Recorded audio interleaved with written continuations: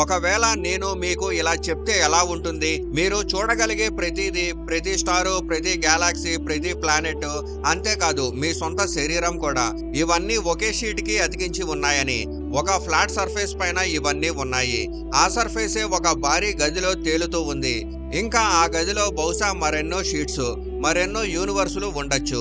అవి మనకు కేవలం కొన్ని మిల్లీమీటర్ల దూరంలోనే ఉండొచ్చు. కానీ మనం వాటిని ఎప్పటికీ చూడలేం, తాకలేం. ఇంకా అత్యంత భయంకరమైన విషయం ఏంటంటే, మనల్ని నేలపైన ఉంచే గ్రావిటీ అనే శక్తి ఈ షీట్ నుంచి బయటకు లీక్ అవుతుంది. ఇప్పుడు మీరు అనుకోవచ్చు, ఇది ఏదో సైన్స్ ఫిక్షన్ సినిమా కథలా ఉంది అని. కానీ కాదు, ఇది మ్యాథమెటిక్స్. అసలైన ఫిజిక్స్ ఈక్వేషన్స్ ఇదే చెబుతున్నాయి. ఇంకా ఈ ఒక్క విచిత్రమైన ఆలోచనతో ఫిజిక్స్ లోని 4 అతిపెద్ద ప్రశ్నలకు ఒకేసారి సమాధానం లభిస్తుంది. బిగ్ బ్యాంగ్ కు ముందు ఏమి ఉండేది? గ్రావిటీ ఎందుకు అంత బలహీనంగా ఉంది? డార్క్ మ్యాటర్ అంటే ఏమిటి? మన యూనివర్సు అసలు ఎలా ప్రారంభమైంది? కాబట్టి ఈ రోజు మనం ఈ కథను మొదటి నుంచి చివరి వరకు అర్థం చేసుకుందాం. ఒక అలాంటి థియరీ గురించి తెలుసుకుందాం. అది మన మొత్తం రియాలిటీ కేవలం ఒక మెంబ్రేన్ మాత్రమే అని చెబుతుంది. ఒక షీట్. దానిని సైంటిస్టులు బ్రాన్ అని పిలుస్తున్నారు. ఇప్పుడు మొదటిగా ఒక చాలా ముఖ్యమైన విషయం అర్థం చేసుకోండి. మనం రాత్రి ఆకాశాన్ని చూసినప్పుడు మనకు స్టార్స్, గ్యాలాక్సీస్ కనిపిస్తాయి. టెలిస్కోప్ తో ఇంకా దూరంగా చూస్తే మరిన్ని గ్యాలాక్సీస్ కనిపిస్తాయి. అందుకే మనం మొత్తం యూనివర్స్ ని చూస్తున్నామని అనుకుంటున్నాం. కానీ వాస్తవానికి మనం యూనివర్స్ ను చూడడం లేదు. మనం కేవలం ఒక బుడగని మాత్రమే చూస్తున్నాం. మన చుట్టూ ఏర్పడిన ఒక బబుల్ ని. దాని బయట మనం ఏది చూడలేం. ఇప్పుడు ఈ బబుల్ ఎందుకు ఏర్పడింది? దాని సమాధానం లైట్ స్పీడ్ లో దాగి ఉంది. చూడండి, లైట్ చాలా వేగంగా ప్రయాణిస్తుంది. ఒక సెకండ్ లో దాదాపు 3 లక్షల కిలోమీటర్లు. ఎంత వేగంగా అంటే ఒక సెకండ్ లో భూమి చుట్టూ అనేక సార్లు తిరగగలదు. కానీ అది ఎంత వేగంగా ఉన్నా ఇన్ఫినిటీ కాదు. దానికి కూడా ఒక లిమిట్ ఉంది. అదే లిమిట్ మనకు అతిపెద్ద సమస్య. మీరు చంద్రుణ్ణి చూసినప్పుడు మీ కళ్ళకు చేరుతున్న లైట్ చంద్రుడి నుంచి ఒక సెకండ్ క్రితమే బయలుదేరింది. అంటే మీరు చంద్రుణ్ణి ఒక సెకండ్ పాత రూపంలో చూస్తున్నారు. మీరు సూర్యుడిని చూసినప్పుడు ఆ లైట్ 8 నిమిషాల క్రితం బయలుదేరింది. అంటే మీరు సూర్యుడిని 8 నిమిషాల పాత రూపంలో చూస్తున్నారు. మరి మీరు 10 కోట్ల లైట్ ఇయర్స్ దూరంలో ఉన్న ఒక గ్యాలాక్సీని చూస్తే దాని లైట్ 10 కోట్ల సంవత్సరాల క్రితమే బయలుదేరింది. అంటే మీరు ఆ గ్యాలాక్సీని 10 కోట్ల సంవత్సరాల పాత రూపంలో చూస్తున్నారు. అంటే ఆకాశాన్ని చూడడం అనేది నిజానికి కాలంలో వెనక్కి చూడడమే. ఇప్పుడు ఇదే లాజిక్ ను మొత్తం యూనివర్స్ కు అప్లై చేయండి. మన యూనివర్స్ వయసు దాదాపు 13.8 బిలియన్ సంవత్సరాలు. కాబట్టి లైట్ కు మన దగ్గరకు చేరడానికి మాక్సిమం గా అంతే సమయం లభించింది. దీని అర్థం ఒక గ్యాలాక్సీ అంత దూరంలో ఉంటే దాని లైట్ మన దగ్గరకు చేరడానికి 13.8 బిలియన్ సంవత్సరాల కంటే ఎక్కువ సమయం పడితే ఆ గ్యాలాక్సీ మనకు అసలు కనిపించదు. ఎందుకంటే దాని లైట్ ఇంకా మన దగ్గరకు చేరలేదు. అలా మన చుట్టూ దాదాపు 93 బిలియన్ లైట్ ఇయర్స్ వెడల్పు గల ఒక బబుల్ ఏర్పడింది. దీనినే మనం అబ్జర్వబుల్ యూనివర్స్ అని పిలుస్తాము. ఇక్కడ ఒక చాలా ముఖ్యమైన విషయం అర్థం చేసుకోండి. ఈ బబుల్ బోర్డరు ఎలాంటి గోడ కాదు. అక్కడ యూనివర్సు ముగిసిపోయేలా ఎలాంటి వాలు లేదు. అది కేవలం ఒక లైన్ మాత్రమే. దాని అవతల ఉన్న లైట్ ఇంకా మన దగ్గరకు చేరలేదు. దాని తర్వాత కూడా గ్యాలాక్సీస్ ఉన్నాయి, స్టార్స్ ఉన్నాయి, ప్లానెట్స్ ఉన్నాయి. కానీ మనం వాటిని చూడలేం. ఇది టెక్నాలజీ లోపం కాదు, ఇది ఫిజిక్స్ రూల్. దాన్ని ఎవరూ ఉల్లంఘించలేరు. అయితే ఇప్పుడు ప్రశ్న ఏమిటంటే, మనం ఈ బబుల్ బయట చూడలేకపోతే బయట ఏముందో ఎలా తెలుసుకోగలం? దాని సమాధానం మ్యాథమెటిక్స్ లో దాగి ఉంది. కానీ ఆ మ్యాథమెటిక్స్ ను అర్థం చేసుకోవాలంటే ముందుగా కేవలం 2 డైమెన్షన్స్ లో జీవించే ఒక ప్రపంచాన్ని అర్థం చేసుకోవాలి. ఇప్పుడు నేను చెప్పబోయేది వినడానికి కొంచెం విచిత్రంగా అనిపించవచ్చు. కానీ మీరు చాలా శ్రద్ధగా అర్థం చేసుకుంటే తర్వాత మొత్తం కథ పూర్తిగా క్లియర్ అవుతుంది. ఒక ప్రపంచాన్ని ఊహించండి. అది కాగితం మాదిరిగా పూర్తిగా ఫ్లాట్ గా ఉంది. అందులో నివసించే వారికి లెంత్ ఉంటుంది, విడ్త్ ఉంటుంది. కానీ హైట్ అనే విషయం అస్సలు ఉండదు. వాళ్ళు పూర్తిగా ఫ్లాట్ గా ఉంటారు, కాగితం పైన వేసిన డ్రాయింగ్స్ మాదిరిగా. వాళ్ళు కేవలం ముందుకు, వెనక్కు, ఎడమకు, కుడికి మాత్రమే కదలగలరు. ఇప్పుడు ఆ ఫ్లాట్ ప్రజలకి పైకి కిందకి అనే కాన్సెప్ట్ అస్సలు ఉండదు. వారి బ్రెయిన్ ఆ కాన్సెప్ట్ ను అర్థం చేసుకోలేదు. ఎందుకంటే వాళ్ళు దానిని ఎప్పుడూ ఫీల్ అవ్వలేదు. ఇది మీరు జీవితంలో ఎప్పుడు ఉప్పు రుచి చూడకపోతే ఎలా ఉంటుందో అలాంటిదే. ఎవరైనా ఎంత వివరించినా ఉప్పు రుచి ఎలా ఉంటుందో మీరు ఊహించలేరు. అదే విధంగా ఆ ఫ్లాట్ ప్రజలకు హైట్ అనేది వారి రియాలిటీలో లేని ఒక కాన్సెప్ట్. ఇప్పుడు మీరు ఒక యాపిల్ తీసుకొని పైనుంచి ఆ ఫ్లాట్ ప్రపంచంలోకి నెమ్మదిగా నెడుతున్నారని ఊహించండి. అప్పుడు గమనించండి, ఆ ఫ్లాట్ ప్రజలు మొత్తం యాపిల్ ను ఎప్పటికీ చూడలేరు. ఎందుకంటే వాళ్ళు పైకి చూడలేరు. వారికి కేవలం వారి ఫ్లాట్ సర్ఫేస్ ను దాటుతున్న భాగం మాత్రమే కనిపిస్తుంది. మొదట ఒక చిన్న సర్కిల్ కనిపిస్తుంది, తర్వాత అది పెద్దదవుతుంది. ఎందుకంటే యాపిల్ యొక్క మందమైన భాగం దాటుతుంది, ఆ తర్వాత మళ్ళీ చిన్నదవుతుంది, చివరికి ఒక్కసారిగా అదృశ్యమవుతుంది. ఆ ఫ్లాట్ ప్రజల దృష్టిలో ఇది ఒక అత్యంత విచిత్రమైన భయంకరమైన సంఘటన. ఎక్కడి నుంచో ఒక సర్కిల్ వచ్చింది, పెద్దదైంది, మళ్ళీ చిన్నదైంది, తర్వాత మాయమైంది. దానికి వాళ్ళ దగ్గర ఎలాంటి ఎక్స్ప్లెనేషన్ ఉండదు. ఎందుకంటే అసలు ఎక్స్ప్లెనేషన్ ఏమిటంటే, ఒక 3 డైమెన్షనల్ ఆబ్జెక్ట్ వారి 2 డైమెన్షనల్ ప్రపంచం గుండా ప్రయాణించింది, కానీ వారికి 3rd డైమెన్షన్ గురించి అసలు తెలియదు. ఇప్పుడు కాసేపు ఆగి ఆలోచించండి. ఆ ఫ్లాట్ ప్రజలపైన మనం నవ్వుతున్నాం, వాళ్లకు పైకి కిందకి అనే కాన్సెప్ట్ తెలియదని. కానీ ఒకవేళ మనతో కూడా సరిగ్గా ఇదే జరుగుతుంటే, మనకు 3 డైమెన్షన్స్ తెలుసు, లెంత్, విడ్త్, హైట్. మనం ముందుకి వెనక్కి కదులుతున్నాం, ఎడమకి కుడికి వెళ్ళగలం, పైకి కిందకి వెళ్ళగలం. కానీ ఒకవేళ 4th, 5th, 6th డైరెక్షన్స్ కూడా ఉంటే వాటి వైపు కదలడం సాధ్యమే. అయితే కానీ మనకు వాటి గురించి అస్సలు తెలియకపోతే, వాటిని ఊహించలేకపోతే, సరిగ్గా ఆ ఫ్లాట్ ప్రజలు హైట్ని ఊహించలేనట్లే. ఇది సైన్స్ ఫిక్షన్ కాదు, ఇది మ్యాథమెటిక్స్. 1919వ సంవత్సరంలో ఆ టైంలో థియోడోర్ కలూజా అనే ఒక సైంటిస్ట్ ఉన్నారు. ఆయన ఐన్స్టీన్ ఈక్వేషన్స్ ను తీసుకుని వాటిని 5 డైమెన్షన్స్ లో సాల్వ్ చేశారు. అప్పుడు వచ్చిన రిజల్ట్ ఆశ్చర్యకరంగా ఉంది. ఎందుకంటే ఆయన ఒక ఎక్స్ట్రా డైమెన్షన్స్ ను యాడ్ చేయగానే ఆ ఈక్వేషన్స్ తమంతట తామే గ్రావిటీ మరియు ఎలక్ట్రోమాగ్నెటిజం రెండిటిని ఒకేసారి వివరించడం ప్రారంభించాయి. 4th డైమెన్షన్ లో ఇది అసలు సాధ్యం కాలేదు. కలూజా తన మొత్తం రీసెర్చ్ ను ఒక లెటర్ లో రాసి ఐన్స్టీన్ కు పంపారు. ఐన్స్టీన్ మొదట ఆశ్చర్యపోయారు, తర్వాత కొంచెం భయపడ్డారు కూడా. ఎందుకంటే ఆలోచన అంత ధైర్యవంతమైంది, అంత రెవల్యూషనరీ అయింది. ఆయనకే దానిని పూర్తిగా నమ్మడం కష్టమైంది. అందుకే ఆ లెటర్ ను దాదాపు 2 సంవత్సరాల పాటు తన దగ్గరే ఉంచుకున్నారు. కానీ చివరికి 1921లో ఆయన కలూజాకు సహాయం చేసి ఆ పేపర్ ను పబ్లిష్ చేశారు. ఆ ఒక్క ఆలోచనతో ఒక కొత్త తలుపు తెరుచుకుంది. బహుశా మన రియాలిటీలో మనం చూడలేని డైమెన్షన్స్ కూడా ఉండొచ్చు అని. తర్వాత స్ట్రింగ్ థియరీ మరియు ఎం థియరీ అభివృద్ధి చెందినప్పుడు మ్యాథమెటిక్స్ ఇంకా ముందుకు వెళ్ళి యూనివర్స్ లో 3 కాకుండా 10 లేదా 11 డైమెన్షన్స్ ఉండొచ్చని సూచించింది. మనం చూస్తున్న 3rd డైమెన్షన్ కేవలం ఒక సర్ఫేస్ మాత్రమే, ఒక షీటు. అది ఒక భారీ హయ్యర్ డైమెన్షనల్ స్పేస్ లో తేలుతూ ఉంది. ఆ ఫ్లాట్ ప్రజలకు వారి పేపర్ మాత్రమే మొత్తం రియాలిటీ. ఆ పేపరు ఒక 3 డైమెన్షనల్ రూమ్ లో ఉంచబడిందని వారికి తెలియదు. అదే విధంగా మనకు కూడా మన 3 డైమెన్షనల్ యూనివర్స్ మాత్రమే మొత్తం రియాలిటీగా కనిపిస్తుంది. కానీ బహుశా మన యూనివర్స్ కూడా ఒక ఎంతో పెద్ద హయ్యర్ డైమెన్షనల్ రూమ్ లో తేలుతూ ఉండొచ్చు. ఆ రూమ్ ని ఫిజిసిస్ట్ బల్క్ అని పిలుస్తారు. మన యూనివర్స్ ను బ్రెయిన్ అని పిలుస్తారు. బ్రెయిన్ అంటే మెంబరేన్. మన మొత్తం రియాలిటీ ఉన్న ఒక సర్ఫేస్. ప్రతి గెలాక్సీ, ప్రతి స్టారు, ప్రతి ప్లానెట్, ప్రతి మనిషి, ప్రతి ఆటము అన్ని ఒక షీట్ పైనే ఉన్నాయి. ఇక్కడ ఒక ముఖ్యమైన హిస్టరీను అర్థం చేసుకోవాలి. మొదటిసారి స్ట్రింగ్ థియరీలో ఈ ఎక్స్ట్రా డైమెన్షన్స్ గురించి మాట్లాడినప్పుడు సైంటిస్టులు అవి చాలా చిన్నవని భావించారు. మనం వాటిని ఎప్పటికీ డిటెక్ట్ చేయలేమని అనుకున్నారు. ఎగ్జాంపుల్ గా ఒక మందమైన రోప్ ని దూరం నుంచి చూస్తే అది కేవలం ఒక లైన్ లా కనిపిస్తుంది, కానీ దగ్గరకు వెళ్తే దాని గుండ్రటి ఆకారం కనిపిస్తుంది. సైంటిస్టులు కూడా ఎక్స్ట్రా డైమెన్షన్ ను ఇలాగే చుట్టుకుపోయి ఉన్నాయని భావించారు. అంత గట్టిగా ముడుచుకొని ఉన్నాయని, వాటిని మెజర్ చేయడం అసాధ్యమని అనుకున్నారు. కానీ 1998లో బోస్టన్లోని ఒక కాఫీ షాప్ లో 2 సైంటిస్టులు కూర్చున్నారు. వారి పేర్లు లీసా రాండెల్ మరియు రామన్ సండ్రమ్. వాళ్ళు కేవలం ఒక విషయాన్ని చర్చిస్తున్నారు, extra dimensions particle physics predictions ను ఎలా ఎఫెక్ట్ చేస్తాయో అని. అక్కడే ఒక ఆలోచన పుట్టింది. ఆ ఆలోచన తర్వాత ఫిజిక్స్ చరిత్రలో అత్యధికంగా చదవబడిన పేపర్స్ లో ఒకటిగా మారింది. 1999లో వాళ్ళు తమ పేపర్ ను పబ్లిష్ చేశారు. అది మొత్తం ఆలోచన విధానాన్నే మార్చేసింది. వారి మ్యాథమెటిక్స్ ఒక ఆశ్చర్యకరమైన విషయం చూపించింది. ఎక్స్ట్రా డైమెన్షన్స్ చిన్నవిగా ఉండాల్సిన అవసరం లేదు, అవి చాలా పెద్దవిగా ఉండొచ్చు, బహుశా ఇన్ఫినిటీగా కూడా ఉండొచ్చు. మన యూనివర్సు ఆ భారీ స్థలంలో కేవలం ఒక సర్ఫేస్ మాత్రమే, తేలుతూ ఉన్న ఒక ఆబ్జెక్టు. ఒక సముద్రంలో ఒక షీటు తేలుతున్నట్లుగా. ఆ షీటు పైన ఉన్న ప్రతిదీ ఆ షీటు సర్ఫేస్ పైనే ఉంటుంది. ఆ షీటు పైన జీవించే ఏ వస్తువుకి కింద ఉన్న నీరు ఎంత లోతుగా ఉందో తెలియదు. మన యూనివర్సు ఆ షీటు. అది తేలుతున్న స్థలాన్ని బల్క్ అంటారు. మరి మ్యాథమెటిక్స్ ఇంకో విషయం కూడా చెప్తుంది. బల్కులో బహుశా ఒక బ్రెయిన్ మాత్రమే కాకుండా అనేక బ్రెయిన్స్ ఉండొచ్చు. అనేక ప్యారలల్ షీట్స్, అనేక ప్యారలల్ యూనివర్సెస్, అవి అన్ని ఒకే హయ్యర్ డైమెన్షనల్ స్పేస్ లో తేలుతూ ఉంటాయి.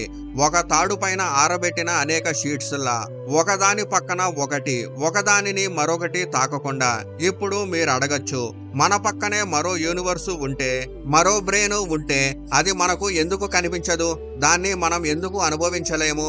ఎందుకు తాకలేము? ఈ ప్రశ్నే ఈ మొత్తం కథలో అత్యంత ముఖ్యమైన ప్రశ్న.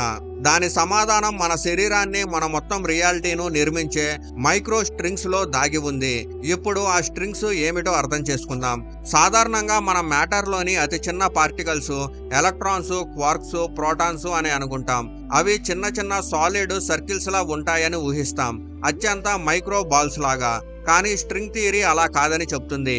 అవి సాలిడ్ సర్కిల్స్ కావు, అవి చాలా చిన్నగా కనిపించే దారాలు. ఎనర్జీ యొక్క వైబ్రేషన్స్, అవి అంత చిన్నవి, ఏ ఇన్స్ట్రుమెంట్ కూడా వాటిని నేరుగా చూడలేదు. ఈ స్ట్రింగ్స్ కు ఒక అత్యంత ముఖ్యమైన లక్షణం ఉంది. అదే మన మొత్తం రియాలిటీను మెయింటైన్ చేస్తుంది. ఈ స్ట్రింగ్స్ రెండు రకాలుగా ఉంటాయి, ఓపెన్ స్ట్రింగ్స్ మరియు క్లోజ్డ్ స్ట్రింగ్స్. ఓపెన్ స్ట్రింగ్స్ అంటే రెండు చివర్ల ఉన్న దారాలు, ఒక ప్రారంభం ఒక ముగింపు, రెండు వైపులా తెరిచి ఉన్న చిన్న దారపు ముక్కల్లాంటివి. మ్యాథమెటిక్స్ ఏం చెబుతుందంటే ఈ ఓపెన్ స్ట్రింగ్స్ రెండు చివర్ల ఎప్పటికీ బ్రెయిన్ సర్ఫేస్ నుంచి విడిపోవు. అవి పర్మనెంట్ గా దానికి అతుక్కుపోయి ఉంటాయి. అవి సర్ఫేస్ పైన జారగలవు, కానీ సర్ఫేస్ నుంచి పైకి లేచి బల్కులోకి వెళ్ళలేవు. ఇది మీ చేతి పైన ఉన్న వెంట్రుకల మాదిరిగా. మీరు వాటిని ఏ డైరెక్షన్ లోనైనా కదిలించచ్చు, కానీ వాటి వేర్లు మీ స్కిన్ లోనే నాటుకుపోయి ఉంటాయి, అవి బయటికి రాలేవు. అదే విధంగా ఓపెన్ స్ట్రింగ్స్ చివర్ల మన బ్రెయిన్ లో స్థిరంగా అమర్చబడి ఉంటాయి. అక్కడే అత్యంత ముఖ్యమైన విషయం ఉంది. మన శరీరంలో ఉన్న ప్రతిదీ, ప్రతి ఎలక్ట్రాను, ప్రతి క్వార్క్, మనల్ని నిర్మించే ప్రతి పార్టికల్ అన్ని ఓపెన్ స్ట్రింగ్స్ పైనే. అంటే మన మొత్తం శరీరం ఈ బ్రెయిన్ కు అతుక్కుపోయి ఉంది. మనం ఈ సర్ఫేస్ కు ఫిజికల్ గా బంధించబడ్డాం. మనకు ఈ సర్ఫేస్ పైన ఎక్కడికైనా వెళ్ళడం సాధ్యం, కానీ ఈ సర్ఫేస్ బయటకు వెళ్ళడం అసాధ్యం. మరి కేవలం మన శరీరమే కాదు, లైట్ కూడా. లైటును రూపొందించే ఫోటాన్స్ కూడా ఓపెన్ స్ట్రింగ్సే. వాటికి రెండు చివర్లు ఉంటాయి, అవి కూడా బ్రెయిన్ కు అతుక్కుపోయి ఉంటాయి. అవి కూడా ఈ సర్ఫేస్ పైనే ప్రయాణించగలవు, కానీ సర్ఫేస్ బయట ఉన్న బల్కులోకి వెళ్ళలేవు. ఇదే అన్నిటినీ వివరించే అసలు కారణం. మనం బల్కుని ఎందుకు చూడలేము? ఎందుకంటే చూడడానికి మనకు లైట్ అవసరం, కానీ లైటు బల్కులోకి వెళ్ళలేదు. మన కళ్ళు, మన టెలిస్కోప్లు, హబులు, జేమ్స్ వెబ్, ఇవన్నీ లైట్ పైనే ఆధారపడతాయి. కానీ లైటు మన సర్ఫేస్ లోనే బంధించబడి ఉంది. అయితే మనం పక్కనే ఉన్న బ్రెయిన్ ను ఎందుకు చూడలేము? ఎందుకంటే ఆ బ్రెయిన్ లో ఉన్న స్టార్స్, గ్యాలాక్సీస్ రిలీజ్ చేసే లైట్ కూడా వారి సొంత సర్ఫేస్ లోనే చిక్కుకొని ఉంటుంది. అది మన వైపు క్రాస్ చేసి రావడం అసాధ్యం. అంటే రెండు యూనివర్సెస్ ఒకదాని పక్కనే ఒకటి ఉండొచ్చు, బహుశా ఎక్స్ట్రా డైమెన్షన్స్ లో కేవలం కొన్ని మిల్లీమీటర్స్ దూరంలోనే ఉండొచ్చు, కానీ అవి శాశ్వతంగా ఒకదానికొకటి గుడ్డివి. ఎందుకంటే రెండిటి లైటు తమ తమ సర్ఫేస్ లోనే బంధించబడి ఉంటుంది. ఇప్పుడు మీరు అనుకోవచ్చు, అన్ని బ్రెయిన్ పైనే బంధించబడి ఉంటే మనం అక్కడికి వెళ్ళలేకపోతే, చూడలేకపోతే సైంటిస్టులు ఈ బల్క్ థియరీని ఎందుకు ప్రపోజ్ చేశారు అని. దానికి సమాధానం ఫిజిక్స్ లోని అత్యంత పెద్ద సమస్యల్లో ఒక దాంట్లో ఉంది. అది దశాబ్దాల పాటు సైంటిస్టులను పిచ్చివాళ్లా చేసింది. ఆ సమస్య పేరు హైరార్కీ ప్రాబ్లం. ఇప్పుడు నేను చెప్పబోయేది ఫిజిక్స్ లోని అత్యంత ఇబ్బందికరమైన సమస్య. ఇబ్బందికరమైంది ఎందుకంటే దశాబ్దాల పాటు ఎవరు దానికి సరైన సమాధానం ఇవ్వలేకపోయారు. ఇంకా ఆశ్చర్యకరమైన విషయం ఏంటంటే ఈ సమస్యను ఒక చిన్న పిల్లవాడు కూడా అర్థం చేసుకోగలడు. చూడండి, యూనివర్స్ లో 4 ఫండమెంటల్ ఫోర్సెస్ ఉన్నాయి. అవి అన్నిటినీ కంట్రోల్ చేస్తాయి. ప్రతి ఇంట్రాక్షన్, ప్రతి మూమెంట్, ప్రతి సంఘటన, ఇవన్నీ ఈ 4 ఫోర్సెస్ లో ఏదో ఒకటి వలనే జరుగుతుంది. మొదటిది స్ట్రాంగ్ న్యూక్లియర్ ఫోర్స్. ఇది ఆటమ్ సెంటర్ లో ప్రోటాన్స్, న్యూట్రాన్ ను కలిసి ఉంచుతుంది. రెండవది వీక్ న్యూక్లియర్ ఫోర్స్. ఇది రేడియో యాక్టివ్ డికేలో పనిచేస్తుంది. మూడవది ఎలక్ట్రోమాగ్నెటిక్ ఫోర్స్. ఇది లైట్ ను సృష్టిస్తుంది, మ్యాగ్నెట్స్ ను పనిచేయిస్తుంది, కెమిస్ట్రీను సాధ్యం చేయిస్తుంది. నాలుగవది గ్రావిటీ. ఇది ప్లానెట్స్ ను ఆర్బిట్ లో ఉంచుతుంది, గ్యాలాక్సీస్ ను కట్టిపడేస్తుంది, మనల్ని నేలపైన నిలబెడుతుంది. సాధారణంగా చూస్తే ఈ 4 ఫోర్సెస్ దాదాపు సమానంగా ఉండాలని అనిపిస్తుంది కదా. అన్నిటికంటే గ్రావిటీ చాలా శక్తివంతంగా కనిపిస్తుంది. మొత్తం ఎర్త్ మనల్ని కిందకు లాగుతుంది. మొత్తం సన్ను అన్ని ప్లానెట్స్ ను తన ఆర్బిట్ లో బంధించి ఉంచుతున్నాడు. కానీ సైంటిస్టులు ఈ ఫోర్సెస్ అసలు మ్యాథమెటికల్ స్ట్రెంగ్స్ ను పోల్చినప్పుడు వచ్చిన నెంబరు అందరినీ ఆశ్చర్యపరిచింది. గ్రావిటీ మిగిలిన 3 ఫోర్సెస్ తో పోలిస్తే ఊహించలేనంత బలహీనంగా ఉంది. ఎంత బలహీనంగా అంటే ఒక ఎగ్జాంపుల్ తో చూద్దాం. మీ ఫ్రిడ్జ్ పైన ఉన్న చిన్న చిన్న మ్యాగ్నెట్స్ ను ఊహించండి. అది ఫ్రిడ్జ్ కు అతుక్కొని ఉండడానికి ఎలక్ట్రోమాగ్నెటిక్ ఫోర్స్ ని ఉపయోగిస్తుంది. ఇప్పుడు ఆ మ్యాగ్నెట్స్ కు వ్యతిరేకంగా ఎవరు పోరాడుతున్నారు? మొత్తం ఎర్త్. మన గ్రహం మొత్తం తన గ్రావిటీతో ఆ మ్యాగ్నెట్స్ ను కిందకు లాగుతుంది. కానీ గెలిచేది ఎవరు? మీరు 2 వేళ్లతో పట్టుకోగల చిన్న మ్యాగ్నెట్. అది మొత్తం ఎర్త్ గ్రావిటీను ఓడిస్తుంది. ఈ విషయాన్ని మ్యాథమెటికల్ పరంగా లెక్కిస్తే ఎలక్ట్రోమాగ్నెటిక్ ఫోర్సు గ్రావిటీ కంటే 10⁻39 రెట్లు ఎక్కువ బలంగా ఉంటుంది. అంటే 1 తర్వాత 39 సున్నాలు వచ్చేంత భారీ సంఖ్య. ఆ సంఖ్యను సరిగ్గా ఊహించడం కూడా దాదాపు అసాధ్యం. లీసా రాండల్ స్వయంగా దీని గురించి ఇలా చెప్పారు: ఈ తేడా చిన్నది కాదు. ఈ 2 స్కేల్స్ మధ్య 16 ఆర్డర్స్ ఆఫ్ మ్యాగ్నిట్యూడ్ వ్యత్యాసం ఉంది అని. ఇదే హైరార్కీ ప్రాబ్లం. ఈ 4 ఫోర్సెస్ ఒకే యూనివర్స్ లో ఒకే ఫిజిక్స్ రూల్ కింద ఉద్భవించి ఉంటే గ్రావిటీ ఒక్కటే ఎందుకు అంత విపరీతంగా బలహీనంగా ఉంది? మిగతా 3 ఫోర్సెస్ ఒకే రేంజ్ లో ఉన్నాయి. కానీ గ్రావిటీ ఎందుకు అంత బలహీనంగా ఉంది అంటే పోల్చడానికి ఉపయోగించే నంబర్సే కదిలిపోతాయి. దశాబ్దాల పాటు సైంటిస్టుల దగ్గర దీనికి సాటిస్ఫై అయిన ఆన్సర్ లేదు. మ్యాథమెటిక్స్ క్లియర్ గా ఒక విషయం చెప్తుంది: మనకు కనిపించని ఏదో చాలా ముఖ్యమైన భాగం ఉంది. అదే మిస్సింగ్ పీస్. బ్రెయిన్ థియరీ ఆ మిస్సింగ్ పీస్ ను అందించింది.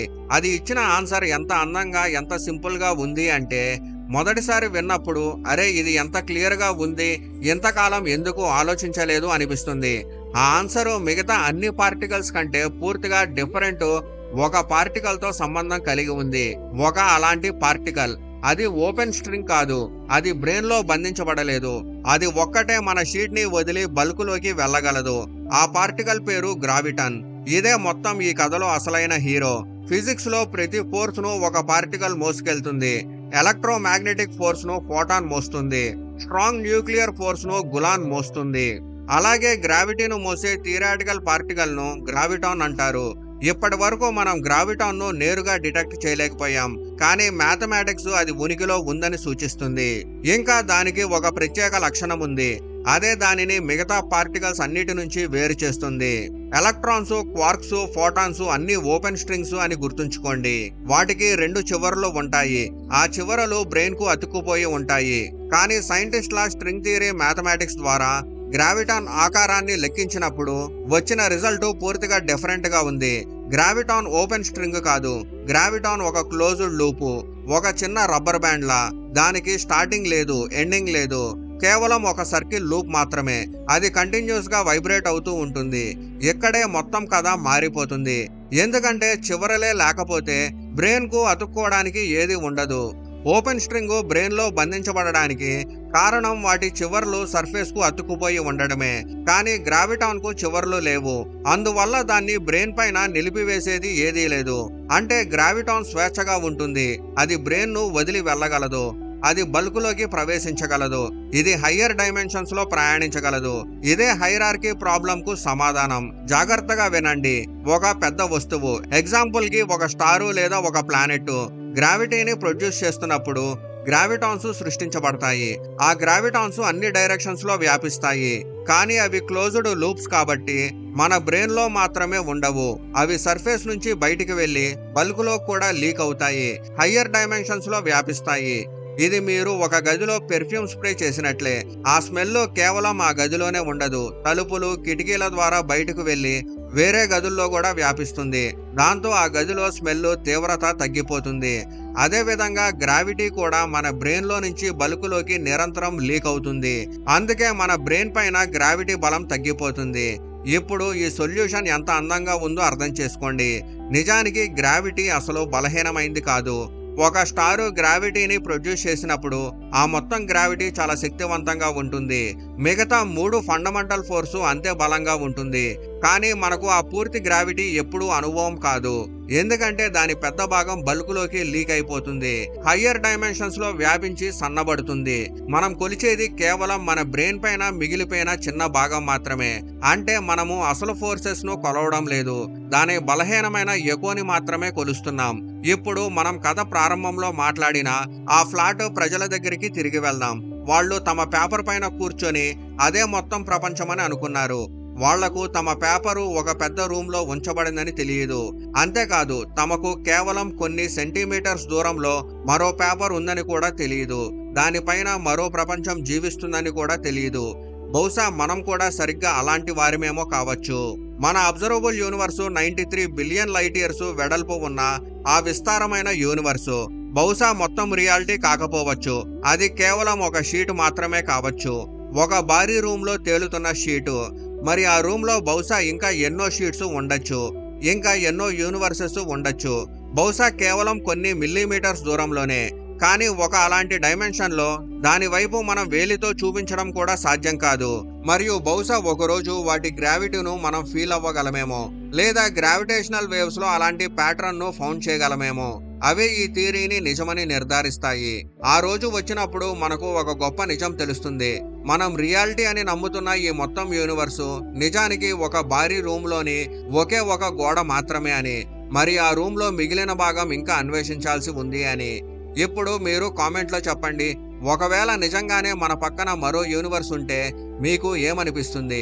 అక్కడ కూడా మనలాగే ఇంకెవరో కూర్చొని ఆకాశాన్ని చూస్తూ నేను ఒంటరివాడినా అనే ఇదే ప్రశ్నను అడుగుతున్నారా?